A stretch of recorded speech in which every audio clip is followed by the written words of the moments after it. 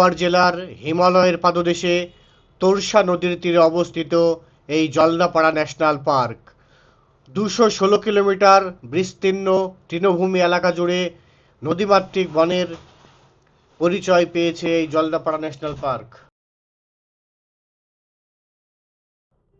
2024 সালের 16ই সেপ্টেম্বর আমরা পৌঁছে গিয়েছিলাম খুব সকালবেলায় এই ন্যাশনাল পার্কের গেটে। এখানে গিয়ে দেখলাম প্রতিটি গাড়ির প্রত্যেকজন যাত্রীকে মিষ্টিমুখ করিয়ে ফুল দিয়ে সম্বর্ধনা জানানো হচ্ছে। এর আগের বছরেও এসেছি, কিন্তু এই প্রথম দেখলাম এই ব্যবস্থা। যাত্রীরাও অনেক খুশি। আমাদের সঙ্গে আমাদের গাইড গাড়িতে উঠে পড়ল, আমাদের গাড়ি ছেড়ে দিলাম। এখান থেকে প্রায় 7 থেকে 8 কিলোমিটার আমাদের গাড়ি ছুটে চলল সামনের দিকে।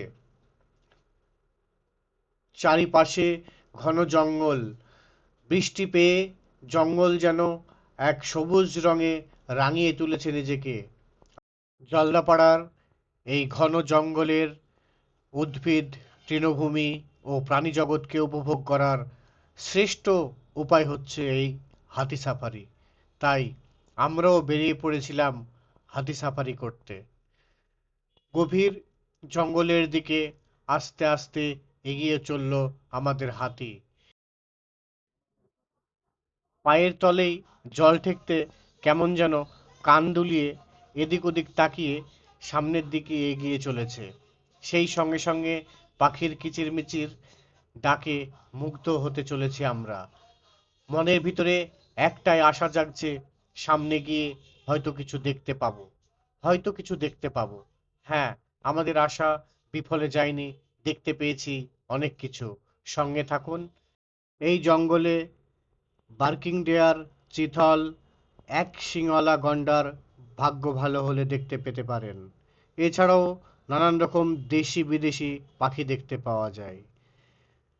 ঘন জঙ্গলের মাঝে নিস্তব্ধ এলাকা, পাখিদের কিচিরমিচির ডাক শরীরের ভিতরে যেন এক অন্য অনুভূতি জাগায়। আর এই অনুভূতি ও অনেক আশা নিয়ে এখনো আমরা এগিয়ে চলেছি ঘন জঙ্গলের দিকে। এগিয়ে যেতেই দেখতে পেলাম সেই এক শিংওয়ালা গন্ডার। ভয়ঙ্কর সেই রূপ, শরীরের ওপরটা দিয়ে মনে হচ্ছে লোহার শক্ত চাদরে জড়ানো। সেই সাথে সাথে গন্ডারের পাশেই দেখতে পেলাম আরেকটা হাতি। যে হাতি আমাদের পিছন পিছনে আসছিল, গন্ডারের ওখানে সে ঘাস খাওয়া শুরু করে দিল। এগিয়ে চললাম আরো সামনের দিকে, আরো কিছু দেখার আশায়। দেখতে পেলাম সাপ, বড় বড় মাকড়সা, ময়ূর, দেশি বিদেশি পাখি, কিন্তু সবগুলি ক্যামেরায় তুলে ধরতে পারলাম না। এই উদ্ভিদ, প্রাণীজগৎ, গভীর জঙ্গল, এক নদী দিয়ে ঘেরা। এই জলদাপাড়া ন্যাশনাল পার্কের ভেতরে অনেকগুলি শাখা নদী বয়ে চলেছে। নদী পার করে আমরা আস্তে আস্তে এগিয়ে চলেছি। কিছুটা যেতেই একদল বাইসন সবুজ ঘাস খেয়ে তারা মাঠের ভিতরে ঘুরে বেড়াচ্ছে। জঙ্গলের ভিতরে ফেরার রাস্তা পেলাম। সেই রাস্তা ধরে কিছুটা এগিয়ে আসতেই দেখলাম হাতিগুলি সব আস্তে আস্তে রাস্তায় উঠে পড়ল।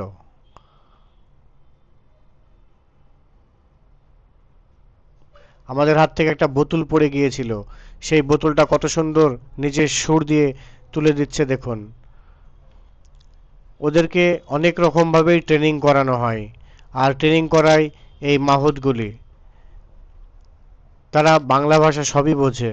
আপনারাও যদি এইভাবে হাতি সাফারি করতে চান, নিচে ডেসক্রিপশনে লিংক দেওয়া থাকবে। চলে আসলাম যেখান থেকে আমরা উঠেছিলাম সেই জায়গাটায়।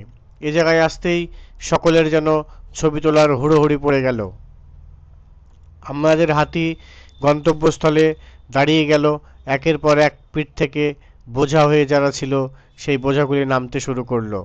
আমাদের দেখে সামনে দাঁড়িয়ে থাকা সকলেই ছবি তুলছে। সেই সাথে সাথে আমরাও ছবি তুললাম। আমাদেরও নামার পালা এগিয়ে আসলো। আমাদের হাঁটি ওখানে ভিড়তে আস্তে আস্তে ওর পিঠ থেকে নেমে পড়লাম। জানি না আবার হয়তো 1 বছর পরে ওইখানে যেতে পারবো কি পারবো না, তবে এই যে সুখ, এই যে খুশি, এই যে আনন্দ, হয়তো সব জায়গায় এই সুখ শান্তি পাওয়া যাবে না। তাই আপনারাও সময় পেলে ঘুরে আসুন জলদাপাড়া ন্যাশনাল পার্ক।